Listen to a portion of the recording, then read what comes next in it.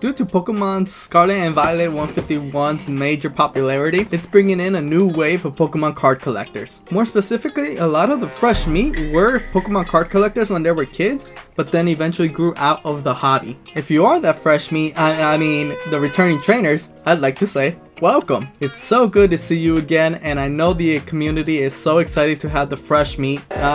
Teach you guys the latest ins and outs of the hobby. And since you've been gone for so long, you might be overwhelmed with all the changes Pokemon has implemented into the TCG, and not know what set to collect after Pokemon 151. Well, thankfully we just started a new generation of Pokemon, that being Scarlet and Violet, and I'd say there's no better place to start than Scarlet and Violet base set. So I'm going to show you new trainers what your Pokemon card binder would look like after 100 packs of Scarlet and Violet base set. There's just one problem, I haven't opened 100 packs of Scarlet and Violet yet, so I think we should remedy that. I'm gonna go ahead and pull 3 packs from this open booster box. Let's see. And as you can see right here, I got the 151 UPC playmat right here, and 3 packs of Scarlet and Violet base set.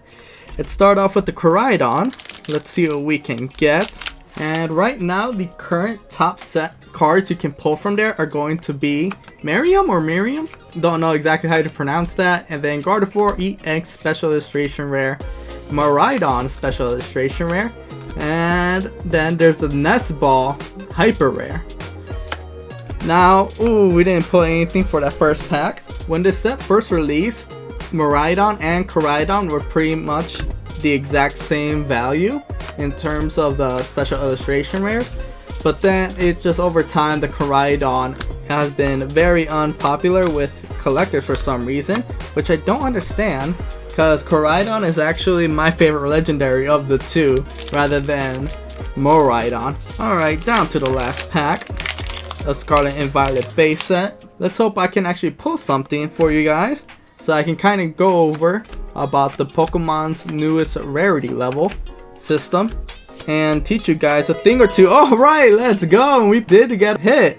Although this is a double for me, so a Fido illustration rare, which you can tell its rarity levels is that it has a star right here at the bottom left hand corner. But let's see what we got for our rare, and we got a Klefki. Alright, now that we reached that milestone, now let's talk about Pokemon's new rarity system. Of course, we still have our commons, uncommons, and rares, which are now only holographic cards, but now we also have illustration rares, special illustration rares, and hyper rares that we can be found in the second reverse holographic spot. Yes, they introduced a second reverse holographic spot in your booster packs, which still contain 10 cards. And then in the rare slot, you can find double rares and ultra rares, all of which are easily distinguishable thanks to the little symbols on the bottom left hand corners, which is something Pokemon desperately needed due to new art styles constantly being introduced in every other set within the same generation. Hell, they would even completely remove art styles the following set after they were just introduced in the previous one. I'm telling you, I don't know why Pokemon is constantly reinventing the wheel. It's like they think our attention span is so low that we need something new every couple of months to keep us interested. Sorry about that, let me get back on track. But now let's talk about the binder and how I organize it. The way I organize my cards in my binder follows the same order in which you are able to pull the different rarity levels, then buy the rarity levels themselves. Let me explain. The first special art cards you'd find in a booster pack are the illustration rares, special illustration rares, and hyper rares. So that's the order I place them in my binder. Then in the rare slot, the special art cards you can find are going to be the double rares and ultra rares.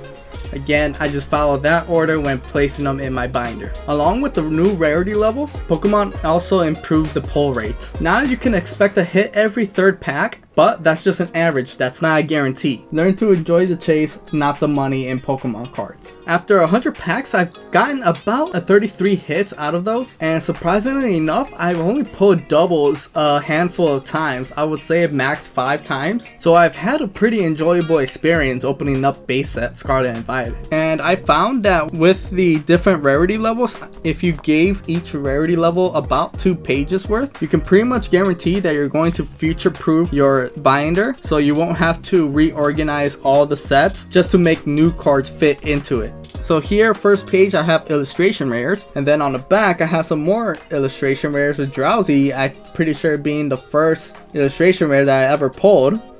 And then we have special illustration rares right next to that.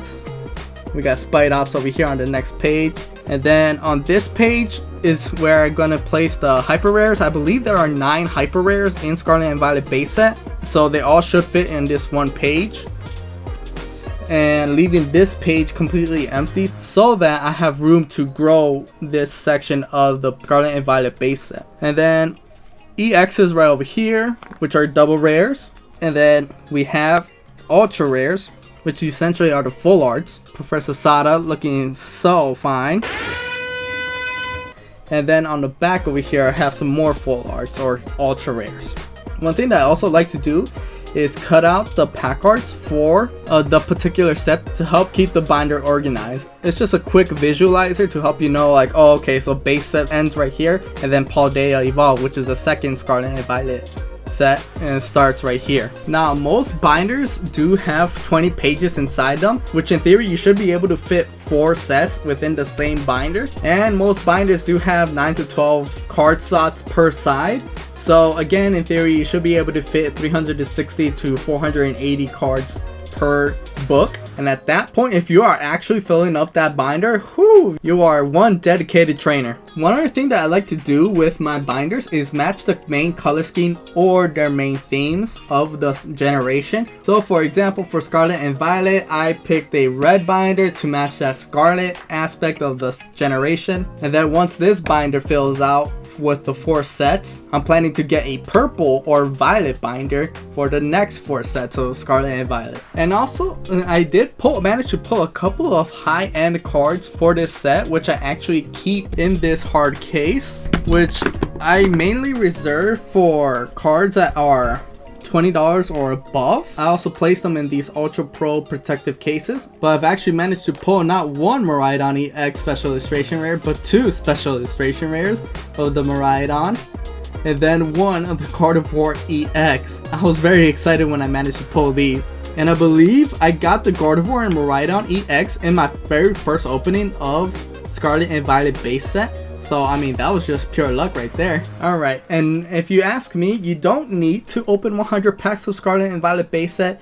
Maybe you should open like 50, and that way you should be able to get a good taste of the set and see whether or not you actually like it for all the cards that it offers. But alright, that was me explaining the method behind the madness and showing you guys what your binder would look like after 100 packs of Scarlet and Violet base set. If you ask me personally, it's a really fun set and it was a really fun way to start off the new generation. If this video did provide you with some insight, please hit that subscribe button and like, because it lets me know that I'm actually providing you guys with some type of value and not just me talking and talking your ears off. And comment down below if you have any specific questions you'd like me to answer. But this has been Nexus Alexis, and this is where Pokemon cards and video games come to play. And no matter how hard your road to victory is, train on, gamers.